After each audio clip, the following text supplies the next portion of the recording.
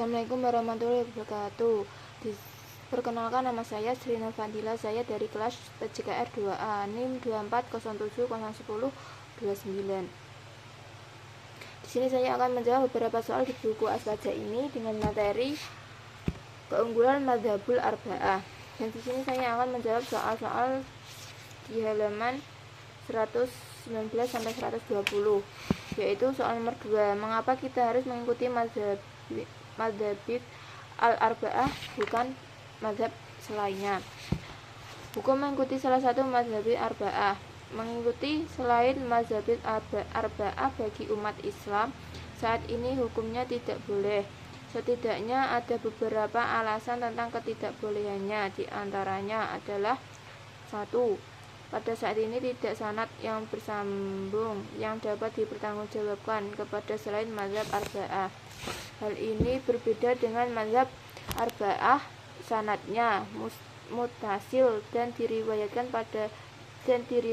dari para ulama hingga kepada para imam mazhab. Hal ini sebagaimana penjelasan Abdurrahman Ba'alwi di dalam kitabnya yang berjudul Buhya al-Mutarsyidin. Ibnu Salah meriwayatkan ijma' bahwasanya tidak boleh taklid kepada selain mazhab arba'ah walaupun hanya sekedar diamalkan untuk diri sendiri, lebih-lebih masalah qadha dan fatwa. Hal ini karena pendapat selain mereka tidak akan sanadnya hingga tidak dapat dipastikan penisbatannya kepada para imamnya, sehingga tidak aman dari distorsi. Contohnya seperti mazhab Zaidiyah yang dinisbahkan kepada Imam Zaid bin Ali bin Al-Husain, cucu Rasulullah Sallallahu Alaihi Wasallam radhiyallahu anhu. Walaupun beliau adalah imam dan tokoh besar dalam memberi petunjuk, akan tetapi para pengikutnya seringkali menisbahkan Imam Zaid orang yang segampang. Hal ini karena tidak adanya perhatian mereka dalam menyeleksi mazhabnya. Berbeda dengan mazhab 4, para ulamanya mencurahkan jiwanya dalam menyeleksi pendapat-pendapatannya dan memastikan mana pendapat yang benar-benar dari imam dan mana yang tidak. Hal ini menjadikannya aman dari distorsi. Bahkan pendapat yang kuat dan yang lemah pun dapat diketahui. 2. Pendapat yang dinisbahkan kepada selain mazhab arba'ah tidak muzhabit, batasan-batasannya tidak dijelaskan, artinya tidak dapat diketahui apakah pendapat yang dinisbahkan kepada mereka adalah mutlak tanpa syarat ataupun harus disertai syarat, atau apakah pendapat itu umum bagi semua orang dan semua kondisi, ataukah hanya khusus bagi orang-orang tertentu dan dalam kondisi tertentu saja. Berbeda dengan pendapat mazhab arba'ah yang para pengikutnya meriwayatkan dengan jelas seluruh syarat-syarat pendapat imam dan merinci antara umum dan khususnya. Hal ini sebagai yang dijelaskan oleh Ibnu Hajar Al-Haytami di dalam fatwanya. Beliau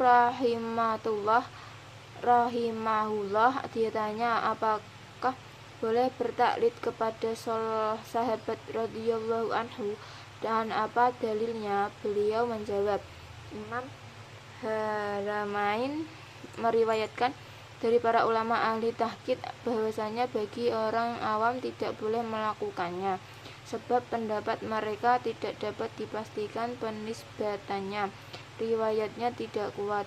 Kenapa pendapat-pendapat mereka tidak terbukukan dan terseleksi sehingga tidak dapat dipastikan mana pendapat yang benar dari imam dan mana yang tidak.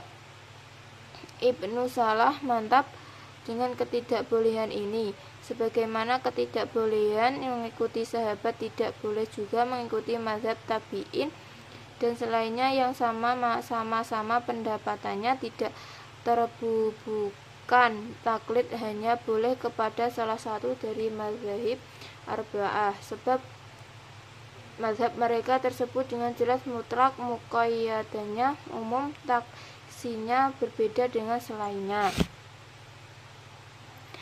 Dari pemaparan para ulama yang telah kami sampaikan, setidaknya kita dapat menyimpulkan bahwasanya seandainya ada pendapat sahabat atau mazhab selain mazhab arba'ah yang dapat dipastikan penisbatannya dan dapat diketahui secara pasti batas-batasannya, maka boleh pendapatnya boleh diikuti, sebagaimana apa yang dipaparkan oleh Ibnu Hajar al-Haytami dalam wafatnya. Pendapat kedua adalah bolehnya taklid kepada sahabat, sebagaimana boleh juga taklid pada seluruh mujtahid.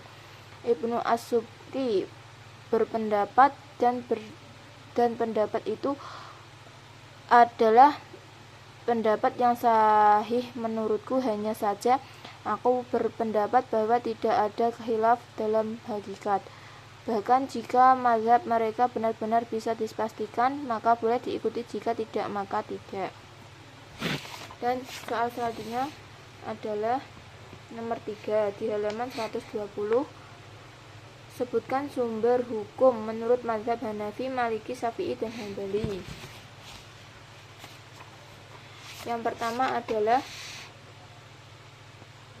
mazhab Hanafi. Riwayat perjalanan akademik Abu Hanifah menimba ilmu dari para sahabat dan tabi'in. Di antara gurunya yang sangat mempengaruhinya adalah Hamad al-Saimuri, meriwayatkannya dari Abu Hanifah. Abu Hanifah berkata, aku pernah bersama dengan Amir al-Mukminin Abi Ja'far. Dia bertanya kepadaku, wahai Abu Hanifah, dari mana kamu mengambil ilmu? Aku menjawab Hamad dari Ibrahim, dari beberapa murid Umar bin Khattab dan Ali bin Abi Thalib, dan Abdullah bin Mas'ud dan Abdullah bin Abbas.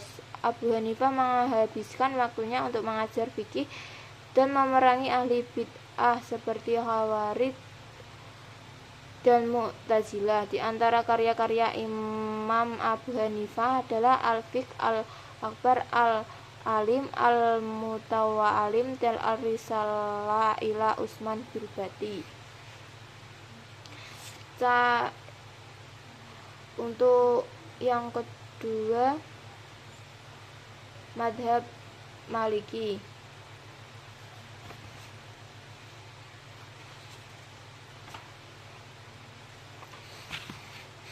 Mazhab Maliki, Imam Maliki banyak menimba ilmu dari ulama-ulama Madinah. Di antara gurunya banyak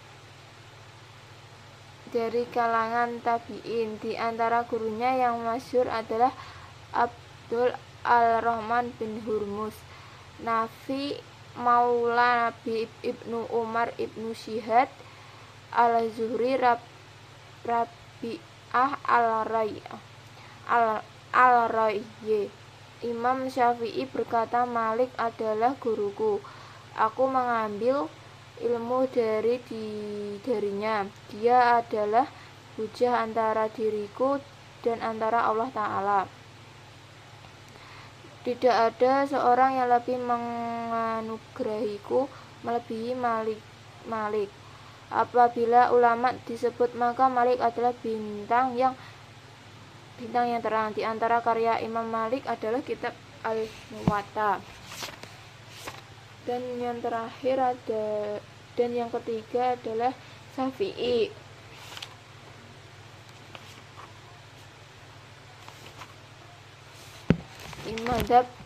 Imam Syafi'i.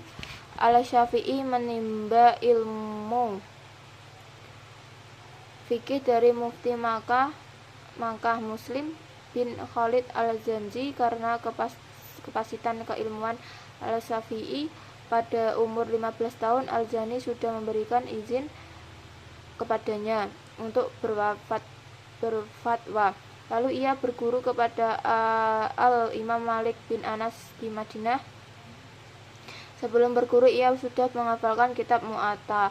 Kitab tersebut beliau hafalkan hanya dalam waktu 9 malam. Selain kepada Imam Malik, Al-Syafi'i juga berguru hadis kepada Sufyan bin Uyainah, Al-Fudli bin Iyad, dan Muhammad bin Syafi' dan lain-lain.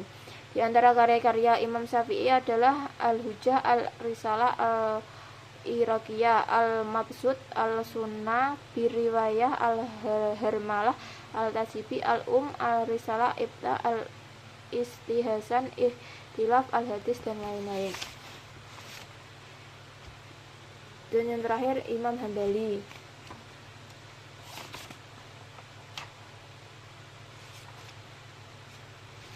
Imam Hambali dikenal sebagai orang pakar hadis yang banyak mengadakan rihlah ilmiah untuk mengadakan hadis. Guru hadis pertama beliau adalah Husain bin Basir al-Wasid.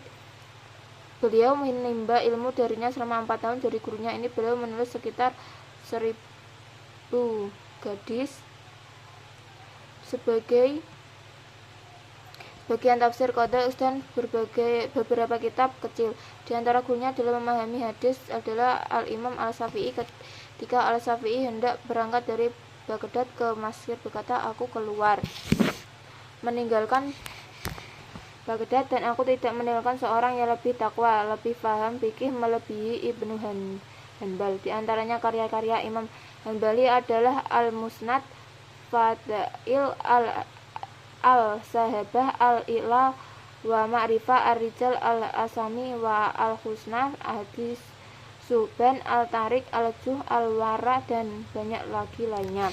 Sekian dari saya, kurang lebihnya mohon maaf. Wassalamualaikum warahmatullahi wabarakatuh.